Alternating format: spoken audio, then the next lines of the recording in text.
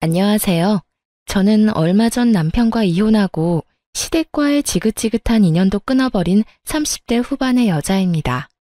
살다 보면 정말 별 이상한 일을 겪기도 하는데 제게는 시댁이 그 이상한 일의 중심이었어요.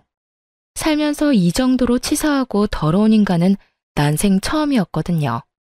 그래서 오늘은 그 시댁 사람들이 한 짓에 대해 한번 까발려 볼 생각입니다. 저와 남편은 나이차가 좀 있어요. 제가 30대 중반이었을 때 남편은 40대 초반이었거든요. 솔직히 연애할 때 남편은 정말 못 봐줄 정도였어요. 나이 마흔에 돈 모아둔 것도 없었고 삐쩍 말라서 한마디로 엄청 불쌍해 보였어요. 게다가 직장은 중소기업조차 되지 않는 아주 작은 회사였고 월급도 그 나이 때 남자에 비하면 박봉이라고 할 만큼 적게 벌었어요. 그런데 왜 제가 그런 사람과 결혼을 했는지 궁금해하는 사람들이 있더라고요.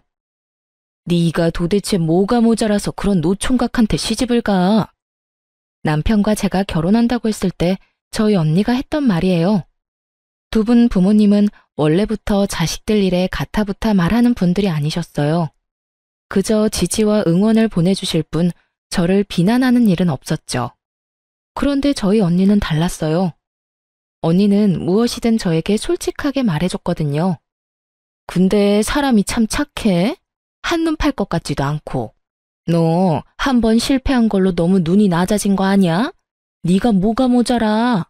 너 자존감이 낮아진 건 알겠는데 아무리 그래도 나보다도 훨씬 나이 많은 아저씨를?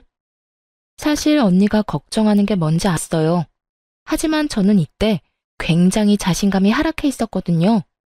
저에게는 30대 초반부터 사귄 남자가 있었는데 그 남자와 결혼을 앞두고 있었는데 남자가 바람을 펴서 결국 파혼에 이르렀거든요. 사람들이 결혼까지 안 간 게 다행이라고 했을 만큼 그 남자는 최악의 사람이었어요. 그리고 그 사건을 계기로 저는 자신감을 완전히 상실했죠. 제게 사기를 치려던 인간이 워낙 잘생긴 데다가 유들유들한 성격이었다 보니 무의식 중에 그런 남자와 정반대되는 사람을 고른 것 같기도 했죠. 그렇지만 정말로 그런 이유만으로 그 사람과 결혼하기로 한 건 아니었어요. 그만큼 그 사람이 순수하고 착했거든요. 그래서 더 끌린 거예요. 언니는 마음에 들어하지 않았지만 부모님은 좀 달랐어요. 시부될 분이 공무원이라 부모님이 좋아하셨거든요. 공무원이라는 직함이 주는 신뢰감이 저희 친정 부모님에게 딱 주어진 거죠. 그렇게 상견례를 무사히 마치고 세부적인 내용을 상의하러 시댁에 들리게 됐어요. 그리고 그때부터 저는 이 결혼에 불안을 가지게 됐어요. 저희 신혼집 이야기를 하는데 시모가 그러더군요. 결혼은 너희 알아서 하거라. 신혼집도 마찬가지야. 너 나이가 40이나 넘어서 어른들한테 의지하고 그러면 안 된다. 그러면 사람들이 욕해.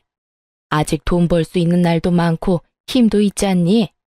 그러니까 알아서 결혼해. 결혼식에 우리는 아버지 은퇴하고 나도 일 안 하니 신경 많이 못 써줄 거다. 그 말을 듣고 솔직히 좀 많이 당황했어요. 남편이 예전에 저한테 말한 적이 있었거든요. 자기가 여태 돈을 많이 못 모아둔 이유요. 월급 받을 때부터 시모에게 한 달에 100만 원씩 용돈을 드렸다고 했거든요. 솔직히 남편 월급이 정말 박봉인데 그 박봉에 매달 100만 원을 시댁에 드렸다니 기대를 좀 했거든요. 10년 넘게 그렇게 돈을 받아가셨으면 아들 장가갈 때 돈 좀 마련해 주실 수도 있겠구나 하고요. 그런데 아예 선을 딱 긋는 모습에 당황해버렸죠. 남편은 그걸 이상하게 생각하지 않더군요. 결국 저는 그날 돌아오는 차 안에서 남편에게 말했어요. 당신 결혼해서도 어머님한테 용돈 그렇게 드릴 거야? 그렇지 않을까? 여태 주던 걸 안 주는 것도 이상하고. 오빠, 잘 생각해. 지금 당장 오빠 돈 한 푼 없이 결혼하는 거야. 우리 부모님이랑 내가 모은 돈으로 신혼집은 작은 거라도 마련할 수는 있어. 근데 결혼 혼자서 하는 것도 아니고 오빠도 보탬은 돼야지. 어머님한테 그렇게 용돈을 많이 드리면 앞으로 애가 생기고 내가 육아휴직 쓸 때는 어떻게 될 것 같아? 제 말에 남편이 조용히 생각하더군요. 자기가 생각해봐도 무리겠죠. 지금 당장이야 급한 불을 우리 친정에서 꺼주겠지만 그것도 무리해서 꺼준 거예요. 앞으로 더 큰 불은 저희가 알아서 해결해야 하는 문제였고요. 결국 남편은 제 말에 수긍했습니다. 어머니한테 결혼 후에 내가 말할게. 용돈 드리는 거 줄인다고. 한 30만 원만 드리면 되지 않을까? 그 정도면 괜찮아. 나도 우리 엄마한테 그 정도 드리고 있거든. 그렇게 이야기를 하고 나서야 저도 마음이 좀 편해졌어요. 그리고 나도 집 살 때 돈 보탤게. 어머니에게 드리던 용돈을 줄이면 대출금 정도는 낼 수 있을 거야. 아니야, 오빠. 그 돈은 우리 열심히 모아두자. 앞으로 태어날 아이와 우리 노후를 위해서라도 돈은 모아둬야 하거든. 오빠가 내 이야기에 귀 기울여줘서 고마워. 그렇게 저희는 결혼했고 친정 부모님의 도움과 제가 모아놓은 돈으로 신혼집도 어렵게 장만할 수 있었어요. 작고 오래된 집이었지만 그래도 매매였어요. 서울이었으면 엄청 비쌌겠지만 지방이라 가격도 비싸지 않았어요. 그래도 대출 없이 집을 마련했다는 것만으로도 다행이었죠. 결혼하고 나면 좋은 일만 있을 줄 알았는데 그렇지만도 않더군요. 저는 간호사로 병원에서 일을 하는데 제가 일하는 병원이 시댁과 가까웠어요. 결혼한 그달부터 시모가 저를 매번 시댁으로 불렀어요. 저의 출퇴근 시간을 체크해서 꼭 일을 안 할 때 불렀어요. 그리고는 정말 쓸데없는 일들, 자기가 하기 싫은 일들을 저한테 시켰어요. 오늘은 설거지랑 냉장고 청소 좀 하고 가거라. 어깨가 아파서 아무것도 못하겠어. 냉장고 청소하고 나면 화장실도 좀 청소해 놓고 곰팡이 핀 곳이랑 줄눈 있는 부분 하얗게 만들어놔. 그렇게 말하며 자기는 소파에 앉아서 어깨를 통통 두드리며 TV를 보고 있더군요. 저는 보수적인 집단에서 자라서 시모가 며느리에게 일 정도는 시킬 수 있다고 생각해요. 나이 많은 연장자에 대한 공경이라고 생각한다면 못할 것도 없었죠. 하지만 제게 그런 일을 시키고 싶다면 그 밑바탕에는 서로에 대한 최저한의 존중이 깔려 있어야 하는 거 아닌가요? 일 다 했으면 가봐라. 너 있으니까 편하게 못 쉬겠어. 다음에는 좀 더 빨리 할 수 있도록 하고. 제가 시모의 일을 도와줬다면 수고했다 말 한마디, 따뜻한 눈길 한번, 그거라도 저한테 줬어야 맞는 거죠. 그랬다면 그것만으로도 보람과 뿌듯함을 느꼈을 거예요. 그런데 시모는 마치 당연히 부려야 할 종년을 부린 것처럼 굴더라고요. 그러면서 저한테 한마디 하더군요. 예, 이번 달 월급도 10일에 나오니? 큰일이네. 너 아범한테 내 용돈 좀 더 빨리 달라고 이야기하거라. 이번 달 모임이 10일 전에 잡혀서 그 전에 옷을 사야 하거든. 자주 보는 것도 아닌데 한 번 입었던 옷을 입고 가는 것도 좀 그렇지 않니? 그이한테 물어볼게요. 물어볼 게 뭐 있어? 그냥 그렇게 하라고 하면 하는 거지. 정말 고압적인 자세로 그런 말을 하는 시모를 보며 시모가 저를 그리 반기지 않는다는 걸 알게 됐죠. 그날 저녁 저는 남편에게 시모가 용돈을 빨리 받기를 원한다고 말했고 남편은 이 기회에 용돈을 줄여서 드리겠다고 말하겠다고 했고 저도 함께 시댁에 가기로 했어요. 시댁에 가서 시모에게 봉투를 건넨 남편에게 시모가 의아한 듯 묻더군요. 그냥 계좌로 붙여주면 되지 왜 갑자기 현금을 가져와? 그렇게 이야기하며 봉투를 열어 확인하던 시모가 인상을 팍 찡그리더군요. 너 이건 뭐야? 왜 30만 원밖에 안 들어있어? 나머지 70만 원은 어디 갔니? 어머니, 그 일 때문에 드릴 말씀이 있어요. 저도 이제 결혼했고 아이도 곧 생길 건데 어머니 용돈으로 100만 원씩 드리는 건 좀 무리인 것 같아서요. 이번 달부터는 30만 원만 드릴게요. 너, 이게 무슨 짓이야? 설마 네 짓이니? 네가 우리 아들한테 바람 넣었어? 어머니, 그런 거 아니에요. 솔직히 지금 결혼하면서 마련한 신혼집도 이 사람이랑 장인어른께서 다 도와주신 거잖아요. 결혼할 때 저는 해간 것도 없고요. 지금 많이 저축해야 애가 태어났을 때 조금이라도 더 큰 집으로 이사갈 수 있겠죠. 네가 처갓집에 도움을 받았으면 그건 네가 해결할 일이지. 설마 처갓집에 도움 좀 받았다고 내 용돈 깎아서 사돈한테 돈 주는 거야? 그런 거면 엄마는 용납 못한다. 어머님, 그런 거 아니에요. 오빠가 여태껏 살면서 신세진 게 많아서 용돈을 그렇게 드렸잖아요. 하지만 이제는 분가해서 사는데 이러면 두 집 살림이라 돈이 더 많이 들어요. 당장 저 임신이라도 해서 일 못하게 되면 지금 모아놓은 돈으로 버텨야 하는데 저는 집 사느라 돈 다 썼고 오빠는 모아둔 돈도 한 푼 없어요. 그러니 지금부터라도 부지런히 모아야 아이 낳고 살죠. 그러니까 어머님이 이해 좀 해주세요. 무슨 이해를 해? 네가 뭔데? 우리 아들 월급 가지고 이래라 저래라 하는 거니? 너 결혼했다고 우리 아들 월급까지 네 맘대로 할 수 있다고 생각하는 거 큰 오산이야. 왜 네가 중간에서 난리야?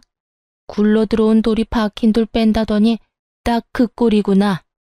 너 이런 식으로 우리 아들이 나한테 주는 돈 갈취하려고 결혼하자고 한 거니? 결혼할 때부터 이상했지. 다 늙은 노총각하고 30대 중반의 젊은 여자가 왜 결혼을 하겠어? 너 돈 때문에 우리 아들이랑 결혼한 거지? 막말도 이런 막말이 없었습니다. 어떻게 노총각이 돼서 겨우 결혼한 아들 앞에서 그런 소리를 하는지 이해가 안 갔어요. 사람을 돈 보고 결혼하는 여자로 몰아가니 저도 참을 수가 없었어요. 어머님, 돈 보고 결혼했으면 제가 이 사람이랑 결혼을 왜 하겠어요? 지금 돈 쓴 것만 봐도 그래요.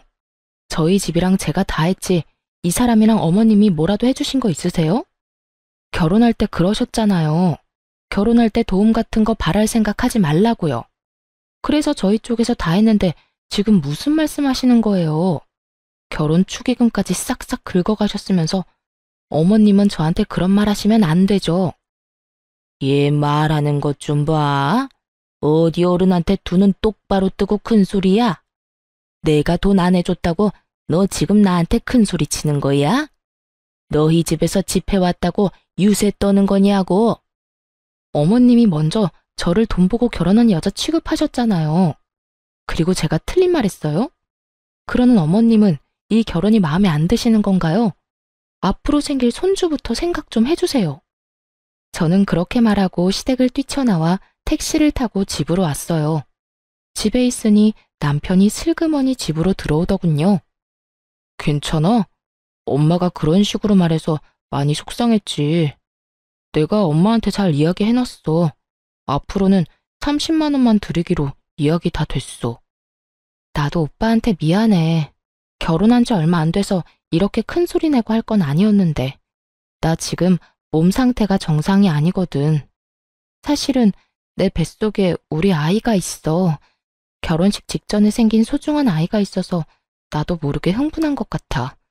호르몬 변화 때문에 감정 기복이 좀 생겼거든. 정말? 아이가 생기다니. 그래서 당신이 그렇게 흥분해서 말했구나. 앞으로는 내가 잘할게. 내가 우유부단한 탓에 당신한테 상처 준 것 같아서 미안해. 이런 남편이 있어서 저는 견딜 수 있었어요. 그런데 시모는 포기를 모르는 집념을 가졌더라고요. 용돈을 줄이겠다고 한 그 다음 주에 바로 연락이 왔어요. 아들, 우리 집이 너무 오래되고 크니까 좀 더 작은 곳으로 갈까 싶다. 그런데 늙어서 시골 들어가는 것도 병원 가는 거 힘드니 안 되고 내가 다니던 병원 근처에 가고 싶은데 돈이 좀 모자라네.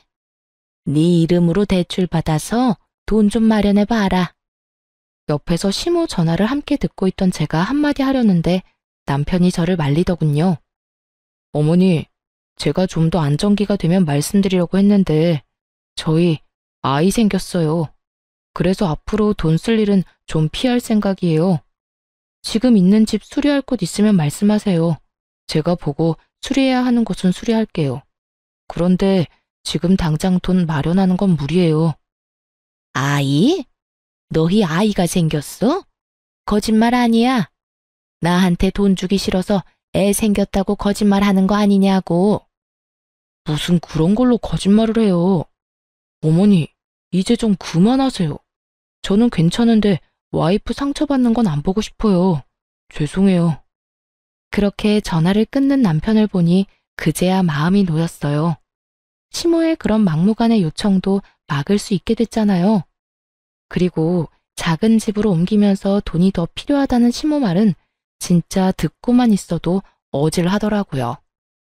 사실 시모는 전업주부로 시부가 주는 돈으로 생활했었는데 사치가 좀 있었거든요. 과시욕도 있고 함께 모임하는 사람들 따라가려니 시부 용돈만으로는 버거웠던 모양이었어요. 그러니 아들 용돈으로 10년 동안 사치스럽게 생활한 모양이었죠. 며느리가 생겨서 이제 그런 생활을 청산해야 하는데 쉽지 않으니 이런 식으로 매번 돈을 요구했어요. 집도 비싼 집으로 가려는 이유는 뻔해 보였어요. 지인들에게 자랑하고 싶었던 모양이었어요. 땅값 비싼 곳으로 이사 갔다고 말이죠. 손주가 생기니 결국은 더 이상 돈을 요구하지는 않더군요. 하지만 그 뒤로는 좀 더 치사한 방법으로 저를 괴롭히기 시작했어요. 제게 반감을 가지고 있다고 생각했는데 나중에 그 속내를 확인하고는 소름이 돋았어요. 평범한 사람이라면 상상도 못할 검은 속내가 있더라고요. 저는 결혼과 동시에 임신을 했고 아이를 낳았어요. 딸은 시모의 의심과는 다르게 남편과 무척 똑같이 생겼었어요. 아무도 남편 아들이 아니라고 생각도 못할 정도로 말이죠. 시댁에는 그 용돈 사건 이후로 잘 가지 않았고 명절과 생일, 어버이날에만 방문하게 됐어요. 그 외의 날에는 남편 혼자 시댁에 들렀죠. 아이가 2살 때였어요. 음식을 차리는 건 거의 다 제 몫이었어요. 시모는 절대로 저를 도와주지 않았어요. 딱 하나, 밥만 시모가 했죠. 그런데 그보다 더 짜증나는 일은 따로 있었어요. 밥을 먹으려고 할 때마다 저를 바깥으로 심부름을 보냈거든요. 시댁에서 마트까지는 적어도 걸어서 왕복 20분은 걸렸어요.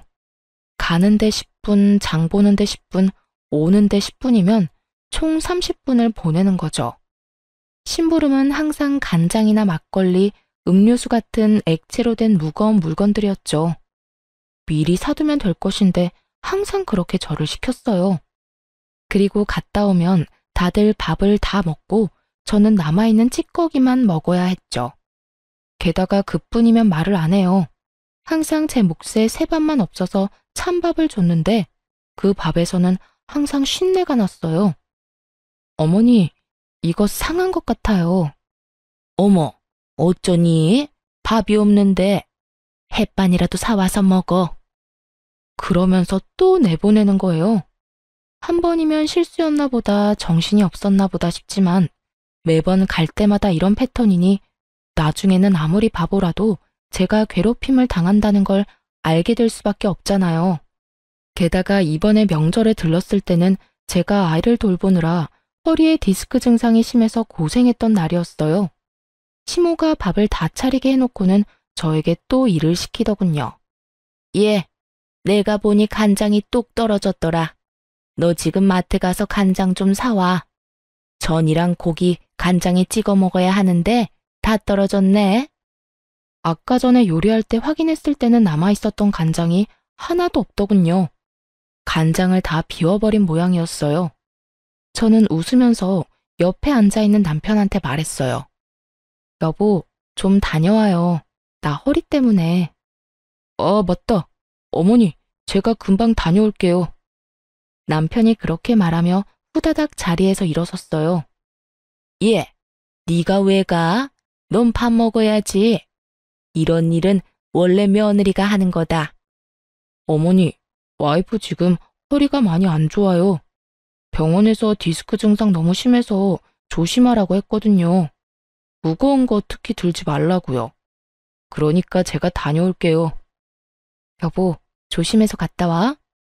금방 다녀올 테니까 다들 밥부터 드세요. 와이프 오늘 점심도 제대로 못 먹어서 배고플 거예요. 그렇게 말하고 남편이 나가버렸죠. 저는 말했어요.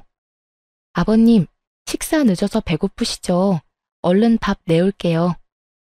예, 너는 남편이 없는데 밥이 넘어가니? 어머님, 남편 걱정보다 아버님이 걱정돼서 그렇죠. 아버님도 배 많이 고프실 거예요. 점심을 너무 일찍 드셔서. 그래도 사람이 없으면 기다릴 줄 알아야지. 넌 어떻게 돼 내가 인정머리가 없어? 그만하고 밥 내와. 한 사람 없다고 나머지가 굶는 게 말이 되냐고 했던 게 당신이었잖아. 어서 밥 가져와. 배고파 죽겠네. 그럼 좀 기다려요. 아직 밥 덜 됐는데. 시모 말과는 달리 밥솥의 밥은 이미 예전에 완성되어 있었어요. 이쯤 되니 너무 명확하더군요. 여태 일부러 저에게 밥을 늦게 먹이려는 거였어요. 민기적거리는 시모 때문에 결국 밥은 남편이 오고서야 먹게 됐죠. 정말 오랜만에 모든 가족이 동시에 먹는 밥이었어요. 그리고 이번에도 시모는 제게만 쉰내 나는 밥을 내놓더군요. 여보, 나 속이 안 좋아서 그러는데 내 밥 나눠 먹자. 당신은 많이 먹어야 해. 내가 이렇게 살찌우느라 얼마나 힘썼는지 알지? 배고프다고 하지 않았어? 갑자기 속이 왜 안 좋아? 근데 어머니, 밥이 이상한데요? 상한 것 같은데 새 밥 없어요? 더 이상 밥은 없다. 밥 먹고 싶으면 햇반 사와서 먹던지. 아니면 너희 집에 가서 먹거라. 그래요? 그럼 저는 나가서 밥 먹고 들어갈게요. 그럼 명절 잘 보내세요, 어머님, 아버님. 당신은 어떻게 할 거야? 밥 먹고 올 거야? 그냥 내 밥 먹어. 내가 안 먹으면 되는데. 아니야. 당신도 요즘 몸 안 좋은데 그거 먹어서 되겠어? 그냥 나는 애랑 나가서 먹을 테니까 걱정 말고. 그렇게 말하며 저는 짐을 챙겼어요. 그러자 남편이 따라오더군요. 여보, 같이 가. 어머니, 다음에 와서 먹을게요. 아이, 밥은 먹고 가야지. 이거 다 어쩌라고? 어머님이랑 아버님이 많이 드세요. 저희는 그러면 먼저 가보겠습니다. 그렇게 저희를 붙잡는 시모를 내버려 두고 밖으로 나왔어요. 속이 시원하더라고요. 왜 여태까지 이러지 않았나 싶었어요. 그렇게 외식을 하고 집으로 돌아왔어요. 그리고 그 뒤로 시댁에서 연락 오면 남편만 보냈어요. 며느리 취급도 안 해주는 시댁에 갈 필요가 있을까요? 그런데 그렇게 몇 번 남편만 보냈더니 시모가 전화가 왔더군요. 너 요즘 왜 집에 안 오니? 며느리가 돼서 집안 행사에 얼굴도 안 보여? 이런 식으로 할 거면 결혼은 왜 했니? 우리 아들 혼자서 여기저기 다니도록 만들 거면 네가 며느리 실격인 거지. 그냥 이럴 거면 이혼을 해. 우리 얼굴 보기도 싫으면 그냥 이혼하면 되지. 뭐하러 질질 끌어? 어머님, 좀 흥분하신 것 같네요. 갑자기 전화 와서 이혼하라고 하셔도 저희는 그럴 생각이 없어요. 그럴 생각이 없으면 우리가 하라는 대로 해야지. 너 혼자 살 거면 뭐하러 결혼을 했어? 시모가 남편에게 무슨 말을 들었는지 말하지 않아도 알겠더라고요. 저는 남편에게 시모와 이야기할 때 혹시라도 돈과 관련된 이야기가 나오면 무조건 선을 지키라고 했거든요. 아마 또 돈이나 달라고 했겠죠. 남편은 거절했을 테고. 그러니 저한테 전화와서 이 난리를 피우는 거겠죠. 시모는 남편에 대한 통제권이 저한테 넘어온 것이 화가 날 정도로 열받는 것처럼 보였어요. 실제로 저는 남편을 통제하는 짓은 하지 않았어요. 다만 함께 살기 위해서 서로 간에 지켜야 할 선을 정해줬을 뿐이었죠. 결혼한 부부가 자기 가고 싶을 대로 가면 부부 생활이 유지될 리 없잖아요. 게다가 시모의 저 행동은 진짜 문제가 있다고 생각했어요. 어머님, 저는 저고 남편은 남편이죠. 부부가 일심동체라도 매일 같이 다녀야 한다는 법은 어딨나요? 그리고 남편이 애도 아니고 혼자 다니는 게 왜 안 되나요? 어머님이 너무 예민하신 것 같네요. 이혼 이야기는 못 들은 걸로 할게요. 넌 뭐가 그렇게 당당하니? 우리 아들한테 무슨 말을 어떻게 했길래 마누라 이야기만 하면 난리야. 그리고 너 우리 아들한테 도대체 뭐라고 하길래 애가 내 말을 듣지를 않아. 네가 내 아들을 너 좋을 대로 써먹고 있잖아. 그건 내 아들이야. 내 아들이 번 돈은 내 돈이고 내가 키워준 값 받겠다는데 네가 중간에서 그걸 낚아채? 내가 가만히 있을 줄 아니? 너 두고 봐라. 내가 아들한테 이야기해서 너희 꼭 이혼시켜버릴 테니까. 그렇게 말하고는 전화를 끊더군요. 정말 어이가 없었어요. 부부 사이의 일을 왜 본인이 결정하겠다는 건지. 시모와 대판 싸우고 나서도 저는 시댁에 얼굴 한번 내비치지 않았어요. 남편에게 그 전화 내용에 대해 잃을까 생각하기도 했지만 혼자서 열심히 시댁에 다녀주는 남편에게 이런 일로 더 신경 쓰이게 하고 싶지 않았죠. 그런데 그 전화 이후로 남편이 점점 이상해지더군요. 시모에게 홀라당 넘어가 버린 건지 시모에게 설득당해 버린 건지 모르겠지만 이상한 말을 꺼냈어요. 당신, 우리 부모님 얼굴 진짜 이렇게 계속 안 볼 거야? 부탁인데 만나서 한 번만이라도 대화를 해봐. 대화? 아버님하고 대화하라면 언제든지 할 수 있어. 그런데 어머님은 아니잖아. 대화 자체가 성립이 안 돼.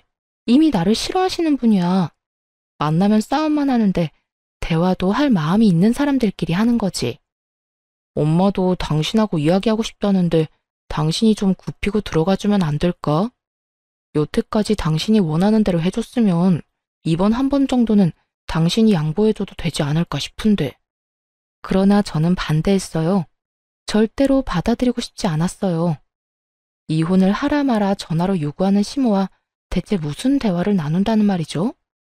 그런데 저는 그런 시모와 결국 한자리에서 만나게 됐어요. 모든 것이 남편의 그림이었죠. 저녁에 외식을 하자고 그러더라고요. 제가 제일 좋아하는 오리고기 가게를 간다길래 좋아서 남편과 함께 나갔는데 그 자리에 시모가 떡하니 앉아있더군요. 예, 왔니? 오랜만에 보는구나. 잘 지내는 것 같아 보기 좋네. 왜 요새 이렇게 얼굴을 안 비추니? 사람이 확 달라졌더군요. 엄청 부드럽게 말하는 시모를 보며 이 사람은 왜 이런 행동을 하나 경계부터 됐어요. 불과 며칠 전에 이혼하라며 난리친 시모와 대화를 나눴기에 이 변화가 더 수상했죠. 그러니 당연히 말이 곱게 나갈 리가 없었죠. 제가 얼굴을 안 비추는 이유는 어머님이 잘 아실 것 같은데요. 뾰족하게 가시가 돋친 제 말에 갑자기 시모가 얼굴을 손바닥으로 감싸더니 엉엉 울더라고요. 얘야, 미안하다. 내가 시집살이를 시키려고 시킨 건 아니다. 나는 다 너 욕먹지 말라고 그런 거야. 어디 가서 며느리 네가 하고픈 대로 하면 사람들이 배운 거 없다면 욕할 테니까. 그래서 내가 미리 너에게 가르쳐 준다는 것이 너를 오해하게 만들었어. 미안하다. 지금 왜 우세요? 정말 할 말이 이거 말고는 나오지 않았어요. 이 사람이 왜 이러나 싶었다니까요. 네가 화난 것도 알겠는데 도대체 내가 뭘 그렇게 잘못했니? 나는 다 너 잘되라고 한 거야. 그러니까 오해 풀고 다시 우리 집에도 들리고 우리 아들이랑 같이 잔치에도 나오고 그래. 네가 화났다고 해서 우리 아들에게까지 피해를 주는 건 아니잖니. 게다가 요즘에는 나도 며느리한테 버림받았냐며 사람들 입방아에 오르내리는 상황이라 어디 나가기도 무섭고. 다 내가 잘못했다. 그러니까 제발 용서해주면 안 되겠니? 완전 불쌍한 척 쇼를 하고 계시더라고요. 왜 울어요? 울고 싶은 건 저였는데. 그리고 자기가 뭘 잘못했냐니 전화로 이혼하라며 난리치던 건 잘못이 아닌가요? 제가 당황해서 입만 벌리고 있는데 남편이 그러더군요. 여보, 우리 엄마가 사과하잖아. 그러니까 이제 그만 사이좋게 지내줘. 중간에서 고생하는 날 생각해서라도. 게다가 어머니가 이렇게 울면서 사과하실 정도면 정말로 당신이랑 잘해보고 싶어서 그런 거야. 나는 지금 이 상황 자체가 이해가 안 돼. 어머님이 왜 울면서 나한테 사과를 하셔? 불과 며칠 전에 전화 와서 당신이랑 이혼하라고 하셨어. 게다가 당신도 알다시피 상한 밥, 그거 당신은 그날 처음으로 받겠지만 나는 결혼 후 내내 그 상한 밥이 나왔다고. 그것뿐인 줄 알아? 결혼 직후에는 식모처럼 시댁에 불러서 일 시켰잖아. 나더러 지금 그런 상황에 잘해보라고? 나는 어머님의 사과가 진짜라는 생각이 안 드는데. 그런 것들 다 통틀어서 미안하다고 먼저 사과하시는 거잖아. 당신 이렇게 속이 좁은 사람이었어? 어른이 먼저 사과하면 받아줘야 하는 게 당연한 일이잖아. 앞으로 그런 일 없겠다고 말씀까지 하셨고. 그러니까 그게 진짜로 사과한 게 아닌 것 같다고. 불과 며칠 전에 나한테 연락 와서 아들이랑 헤어지라고 하신 분이 어머님이야.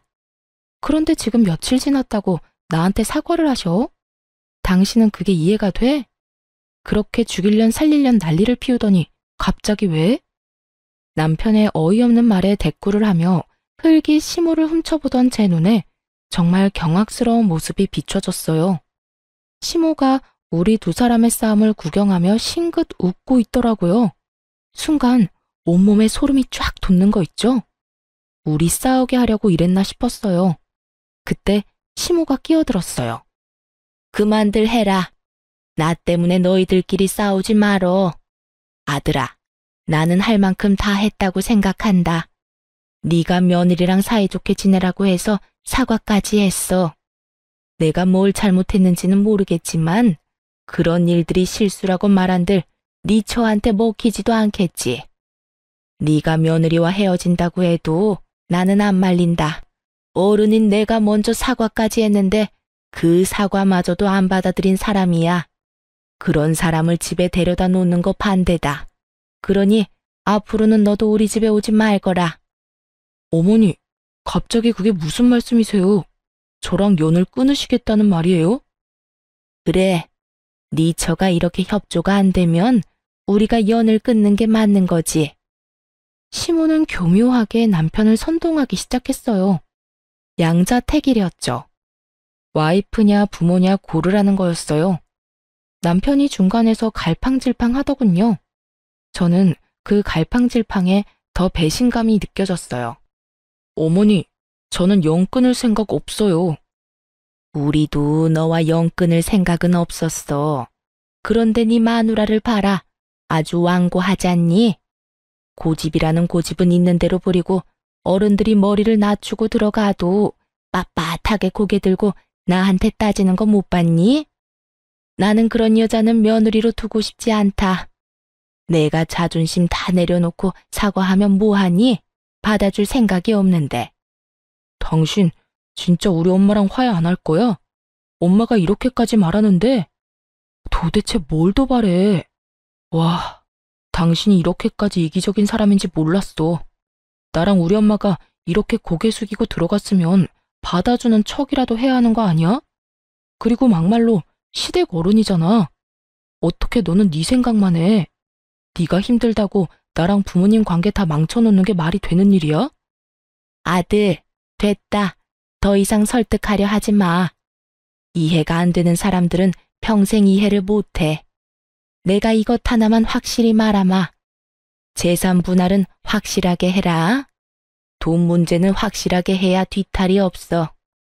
너희가 이혼을 하든 뭘 하든 상관은 없는데 이 엄마는 네가 재가를 해도 더 좋은 여자를 만날 수 있을 거라고 확신해. 아예 이혼을 하라고 등을 떠밀고 있더군요. 결국 식사도 제대로 못하고 집으로 돌아온 저는 남편에게 말했어요. 진짜 나랑 헤어질 거야? 당신이야말로 나랑 헤어지고 싶지 않으면 어머니 말씀 좀 들어. 일 그거 시키는 거 가지고 왜 그렇게 민감하게 굴어? 어르신 힘 없으니 며느리한테 일 시킬 수도 있지. 그냥 일 시키는 거면 나도 해. 근데 일을 하고도 수고했다 한마디 해주는 법이 없잖아. 마치 당연한 듯이 집에 딸린 종 부리듯이 하는데 내가 왜 화가 안 나겠어? 반대로 생각해보라고. 우리 엄마가 오빠를 마음대로 불러서 일 시켜먹고 일 다 했으니까 빨리 너희 집에 가라고 하면 기분이 좋겠어? 그리고 어머님 아까 나한테 사과하신 것도 다 거짓말이야. 우리 둘이 싸울 때 어머님 웃고 계셨다고. 너 도대체 어디까지 우리 엄마를 모욕할 거야? 엄마가 왜 그런 짓을 하는데? 울면서 사과하는 모습이 애처로워 보였는데 네 눈에는 그게 웃는 것처럼 보였어? 아, 진짜 말이 안 통하네. 우리 이혼이라도 해봐. 어머님이 당신한테 돈 이야기 안 할 것 같아? 분명히 돈 이야기할 거 뻔하다고. 어머님 용돈이 나 때문에 줄어들었다고 생각하시니까 당연히 우리 둘 이혼시키고 싶어 하시는 거고 다 당신 돈 때문에. 그만 좀 해. 부모님이 나한테 그럴 리가 없잖아. 여태껏 내가 부모님한테 드린 거야. 그리고 틀린 말은 아니잖아. 당신 때문에 줄였던 거. 그래서 내가 어머님한테 주는 용돈 적게 주라고 했다고 지금 나한테 화내는 거야? 그러면 적게 주자고 했을 때 차라리 화를 냈었어야지. 당신도 거기 수긍했으면서 왜 이제 와서 사람 뒤통수를 때리는 건데? 됐다 됐어. 그냥 헤어지자. 이혼해. 나는 내 말 믿지 않으려는 사람하고 더 이상 같이 살기 싫어. 진짜 이렇게까지 해야겠어? 좀 굽히고 들어가라고. 싫다고. 어머님 저러는 거 당신에 대한 통제권을 나한테 뺏겠다고 생각해서 그런 건데 게다가 울면서 사과하는 사람이 뒤에서 웃고 있으면 그게 진심일 리가 없잖아. 당신하고는 말 안 통하니까 그냥 이혼해. 나도 이딴 식으로 매번 부딪히기 싫으니까. 저는 그렇게 남편과 이혼 서류를 냈어요. 결국 남편에 대한 통제권은 시모에게 넘어갔고 저와 남편은 이혼 소송을 진행했어요. 서로 변호사 선임한 직후 저는 남편에게 시모와의 마지막 통화 내용을 보내줬어요. 저도 예전에 자동 녹음 기능을 켜놨던 건데 그게 켜져 있어서인지 시모와의 대화가 자동으로 녹음이 됐더라고요. 그 통화 내용이 남편에게 어떤 식으로 작용했는지 모르겠지만 통화 내용을 보내고 나서 며칠 뒤에 남편이 잠깐 만나자고 하더군요. 이혼 때문에 할 이야기가 있다고요. 저는 만날 생각 없었지만 남편이 제가 일하는 병원 앞으로 찾아와서 기다리고 있더라고요. 결국 남편과 대화를 하게 됐는데 살이 엄청 빠졌더라고요. 고작 몇 주 만에 말이죠. 무슨 일로 보자고 한 거야? 난 할 말 없어. 이야기는 변호사 통해서 하면 되잖아. 여보, 이혼은 없던 일로 하면 안 될까? 당신이 그때 그랬지. 어머니가 내 돈 때문에 이혼하라고 하는 것 같다고 말이야. 정말로 그런 것 같아서 그래. 어머니한테 당신이 이혼하자고 했다고 하니까 갑자기 웃으시면서 잘 됐다고 하시더니 용돈부터 100만 원으로 다시 올려달라더라. 난 잘못 들은 건 줄 알았어. 당신 말대로 돈 이야기부터 할 줄은 정말 상상도 못해서. 남편은 경황이 없는 목소리로 제게 하소연하듯 말하더군요. 그래서? 그래서라니. 당신 말이 다 맞았으니까 내가 잘못했다고. 그러니까 우리 이혼 없던 걸로 해줘. 내가 알던 어머니가 아니었어. 그러니까 당신이 맞았던 거지. 그 전화 내용도 확인해보니까 다 사실이었고 어머니가 그때 나한테 한 말이 더 소름 끼쳤어. 다음에는 용돈 많이 주는 돈 많이 버는 며느리 찾으라고. 그러면서 어머니 덕분에 이혼하는 거니까 위자료나 재산 분할 받으면 반은 내놓으라고 하시는데 그리고 집이 허름하니 우선 나더러 대출받아서 집부터 옮겨서 같이 살자고 하더라고. 같이 살면서 또 얼마나 뜯어가시려는지 그 말 듣는데 내가 진짜 헛다리 짚었다는 생각밖에 안 들더라. 남편이 초췌해진 얼굴을 쓸어내리며 말하더군요. 빌빌거리며 다 죽어가는 인간 인공호흡기 꽂아줬더니 제 손으로 인공호흡기 빼고는 다시 삐쩍 말라가다가 이제야 정신을 차린 모양이었어요. 참 웃긴 게 그렇게 시모가 남편 돈을 원하는 거였다고 말해줘도 그때는 들은 척도 안 하더니 직접 귀로 들으니 또 달랐나 봐요. 내가 몇 번이나 이야기했을 때는 믿지도 않았으면서 이제야 정신이 들었어? 근데 어쩌나? 나는 이미 당신한테 정 떨어진 지 오래됐는데. 결혼이라는 건 신뢰를 바탕으로 이뤄지는 건데 당신은 그걸 깼어. 나를 의심하기 시작한 순간부터 당신이랑 내 사이는 깨진 거라고. 그리고 그건 다시 못 붙여. 당신 어머니가 그 사람인 이상 우리는 또 깨질 거니까. 그러니까 내가 어머니와 연락 끊을게. 진짜로. 이번에는 당신 말 제대로 들을 테니까 제발 부탁이야. 난 당신 받아줄 생각도 없고 다시 만나고 싶은 마음도 없어. 당신이 나한테 준 게 얼마나 큰 배신이었는지 당신은 모르지? 그리고 나는 한 번 배신한 놈은 다시 배신할 가능성이 높다고 생각해. 그러니까 여기서 깔끔하게 끝내는 게 맞는 것 같아. 앞으로 이런 일로 연락하지 마. 그리고 당신이 당신 엄마랑 연을 끊든 말든 이제 와서 나랑 무슨 상관이야? 이 이혼은 당신 선택으로 결정된 건데 진짜 진짜 웃기다. 어머니 탓하면 마음이 좀 시원하니? 어머님이 잘못한 건 누가 봐도 당연한 건데 그런 어머니한테 홀라당 넘어간 너한테는 잘못이 없다고 생각하나 봐. 그런데 네가 제일 나빠. 믿을 것처럼 해놓고 결국에는 배신하는 인간. 그렇게 남편 놈에게 일침을 하고 돌아섰죠. 그렇게 저희는 이혼을 했어요. 결혼 기간이 길지 않아 결국 제 명의의 집은 제 것이 되었고 아이도 제가 키우게 됐어요. 고부 갈등으로 인한 이혼이라는 제 주장도 받아들여져 남편 놈이 제게 위자료를 지급하게 됐죠. 그렇게 몇 달간 정말 속은 쓰리지만 마음은 편하게 살았어요. 그런데 하루는 망할 아줌마한테서 연락이 왔더라고요. 너 우리 아들 어디로 빼돌렸니? 위장 이혼해놓고 여전히 우리 아들이랑 같이 사는 거 맞지? 뜬금없는 소리를 해대는 통에 저도 당황했어요. 이혼한 사람을 왜 여기서 찾아요? 저랑 같이 안 살아요. 거짓말 하지 마. 이놈이 너 아니면 우리를 이렇게 버리고 갈 리가 없어. 지금 집안이 어떤 꼴인지 알기나 하니? 아들이 줄 돈으로 갚으려고 했던 카드값이랑 대출금 못 갚아서 신용불량자 돼서 집으로 차 앞딱지가 붙었어. 집 꼴이 말이 아니야. 그 와중에 짐 싸서 도망이 나가? 네가 우리 아들 숨긴 거 맞잖아.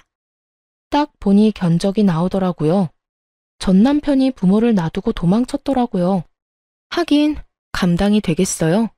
결혼했을 때는 자기 월급이 자기 것이었겠지만 이혼하고 나니 자기 월급이 시모 것이 되어버렸으니 말이죠. 전 이혼하고 딱 한 번 봤어요. 저한테 다시 살자고 하더라고요. 그 사람 도망간 이유 알고는 있으세요? 저한테 그러던데요. 어머니가 자기를 돈으로 본다고요. 제가 마지막에 어머님이 저랑 통화한 내용도 전 남편한테 보내줬거든요. 그거 보고 큰 깨달음을 얻었던 건지도 모르죠. 그래서 기분이 어떠세요? 돈줄인 아들 저한테서 되찾아가려다가 결국 아들한테 버림받게 되신 기분이? 너 그걸 말이라고? 결국 그놈의 돈 때문에 아들도 돈도 다 잃어놓고 누굴 탓해요 지금?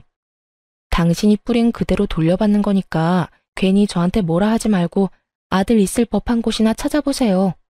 찾아봐야 그 사람이 받아줄지 안 받아줄지는 모르겠지만 말이죠. 저는 실컷 비웃어준 다음에 전화를 끊었어요. 이날이 정말 가장 속이 시원한 날이었어요. 가슴에 박혀있던 돌덩이가 쑥 하고 내려간 기분이었거든요.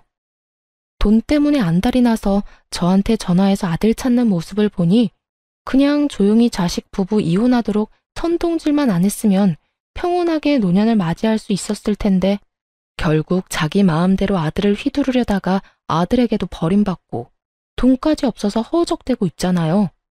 솔직히 시모가 금방 전 남편을 찾을 거라고 생각했어요. 직장으로 찾아가면 금방 볼 수 있을 테니까요. 그런데 나중에 보니 직장도 그만뒀더라고요. 저한테 거절당하고 꽤나 상심이 컸는지 지방으로 내려가 직장을 구했다고 들었어요. 시모가 찾을 수 없도록 아예 아주 멀리 가버렸더라고요. 나이가 있어서 좋은 직장은 구하지 못하고 생산직 공장에 들어가 돈을 벌고 있었어요. 나이가 적은 것도 아니고 40 중반에 집도 마누라도 자식도 잃고 부모까지 스스로 내던지고 아무도 모르는 지방에서 집과 직장만 오가는 삶을 선택했더라고요. 딱하지만 제가 도울 수 있는 건 없었어요. 그렇다고 제가 제 스스로 다시 지옥으로 몸을 밀어 넣는 짓은 할 수는 없잖아요.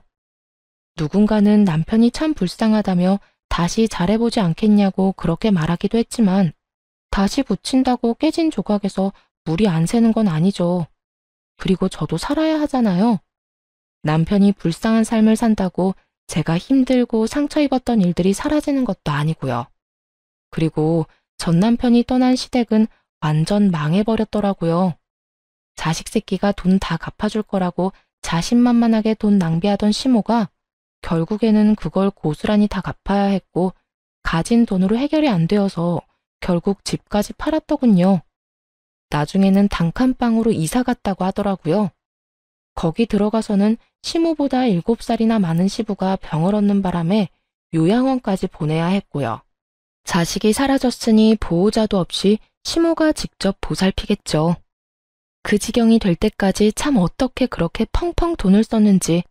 전 남편은 자기 부모님이 그런 상황인데도 부모에게 도움을 주기는커녕 아무것도 안 하고 그냥 자기 할 일만 열심히 한다고 하더라고요. 그만큼 가슴속에 사무친 게 많은 건지 아니면 시모에게 받은 배신감이 그만큼 컸던 건지 그건 본인 빼고는 아무도 모를 거예요. 저는 남자에게 크게 당한 게 벌써 2번째라 이제는 연애나 결혼은 아주 넌덜머리가 나요. 아이 키우며 평온하게 시간을 보내는 것도 나쁘지 않고요. 간호사 일이 바쁘기는 하지만 이제는 큰 병원에서 나와서 개인 의원에서 일을 하며 시간을 좀 더 여유롭게 쓰고 있거든요. 그래서 아이와 함께할 시간도 더 많고요.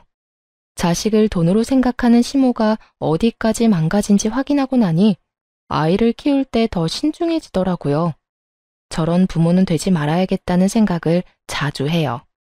제 글을 읽고 계신 여러분들도 주변에 자식을 돈으로 생각하는 부모나 시부모가 있으면 조심하세요. 욕심은 한도 끝도 없더라고요.